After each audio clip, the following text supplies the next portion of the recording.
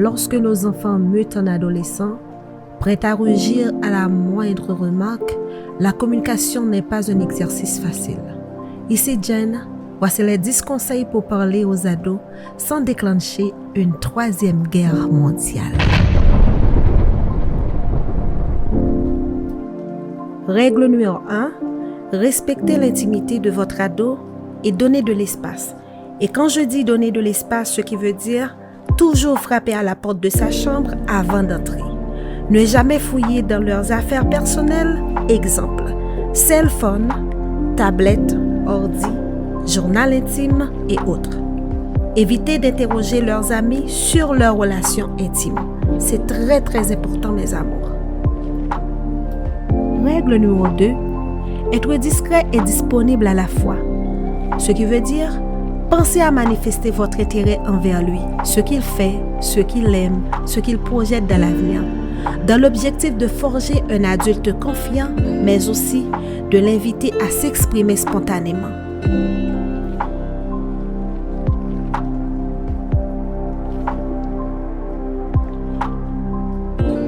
Bien qu'ils puissent parfois râler au moment où vous l'interrogez, les adolescents apprécient le fait que vous vous préoccupiez d'eux. Montrez-vous ouvert car il est de notre devoir d'entrer dans leur monde pour faciliter la communication. Réfléchissez en amont au sujet qu'il aimerait évoquer avec vous et qu'il n'ose peut-être pas lancer. La sexualité, la consommation d'alcool ou de drogue, la poursuite d'études, etc. Je vous suggère également de vous familiariser avec des sujets qui le passionnent.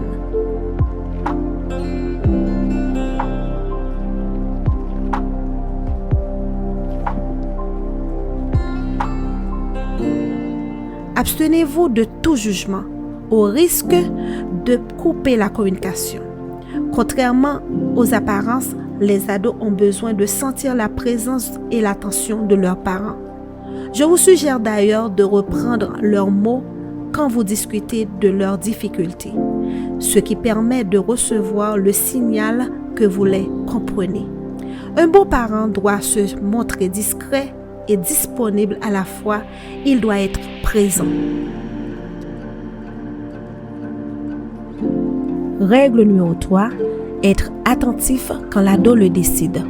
Il est préférable que ce soit votre ado qui vienne vers vous plutôt que le contraire, au risque qu'il se sente interrogé par le FBI et vous réponde en mode condescendant.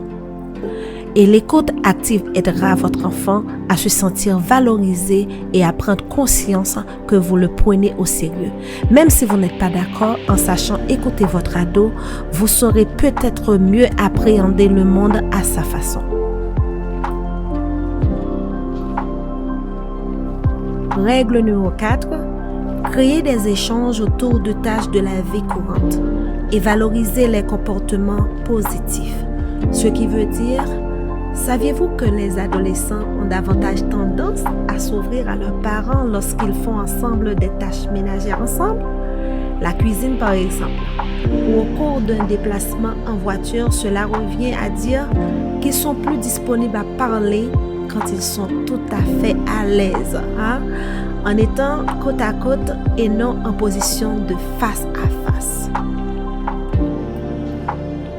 Règle numéro 5, proposer des activités ensemble, ce qui veut dire l'ado a besoin de prendre ses distances avec ses parents et préfère bien souvent se confier à ses amis. Étonnamment, il craint à l'inverse d'être abandonné, ce qui vous permet de créer des occasions d'échange autour de moments plaisants. Proposez-lui par exemple d'aller faire une partie de tennis ou n'importe quel sport que vous avez l'habitude de partager ensemble avec plaisir. Plus simplement d'aller faire du shopping ou de sortir voir le dernier film d'occasion à l'affiche ou encore d'aller déjeuner dans votre pizzeria préférée. Règle numéro 6, prendre vos repas ensemble.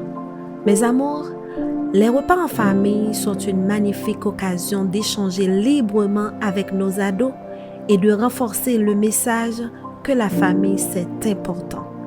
Installer des rituels familiaux, par exemple, organiser des réunions de famille à l'occasion des anniversaires, se raconter le meilleur et le pire moment de la journée au moment du dîner. C'est très très important. Règle numéro 7. Partagez vos expériences avec votre ado. Et quand je dis partager vos expériences, mes amours, cela veut dire en évoquant vos propres expériences d'adolescence et pas nécessairement les plus glorieuses. Votre ado pourra se sentir plus à l'aise de vous confier ce qu'il traverse et ce qui l'interroge. Mais une fois de plus, il faudra savoir rester ouvert et sans jugement. Ne pas adopter non plus de discours moralisateurs s'il évoque un sujet qui vous met mal à l'aise. Règle numéro 8. Restez calme et respectueux avec votre ado. Ce n'est pas facile, mais il faut le faire. Quand l'humeur de votre ado est détestable, rappelez-vous comment vous étiez au même âge et gardez votre calme dans la mesure du possible. Lorsque votre ado se montre sur les nerfs et peste contre une situation extérieure, apprenez à choisir ces bonnes paroles qui résonneront avec ses émotions. Au lieu de minimiser son stress face à ce qu'il traverse, dis-lui plutôt « Je vois bien que cette situation te tracasse ». Une fois de plus, apprenez à ne pas vous moquer car c'est une période où votre ado est à fleur de peau et souvent très très susceptible. Il faut gérer ça. Règle numéro 9, accompagnez les choix. Ce qui veut dire, si votre ado est face à un choix, surtout ne l'influencez pas. Il s'agit ici de vous investir sans vous imposer. Donnez-lui plutôt les clés pour prendre une décision de lui-même. Je vous invite vivement à l'accompagner dans ses réflexions en pesant le pour et le contre de chaque possibilité. Vous pouvez lui dire « Réfléchis à chacune de ces options en dressant un tableau avec une colonne pour et une colonne contre. » Et on en reparle ensuite. Tu pourras exprimer l'option qui te semble la plus acceptable et les raisons qui t'ont amené à faire ce choix. Règle numéro 10. J'ai gardé le meilleur pour la fin. Et oui, mes amours, savoir dire non. En tant que parents, nous avons tous expérimenté les réactions diverses et variées du jeune enfant face au refus. L'important, c'est qu'il enregistre que votre décision est motivée par une raison valable, ce qui lui permettra de mieux accepter et de se sentir respecté. Dire non revient à poser des limites. L'adolescent préfère d'ailleurs une position radicale à une position irritante. Dire non revient à apprendre à l'ado à se différencier et à se distinguer. Finalement, devenir autonome. Et voilà, je suis arrivée à la fin de cette émission.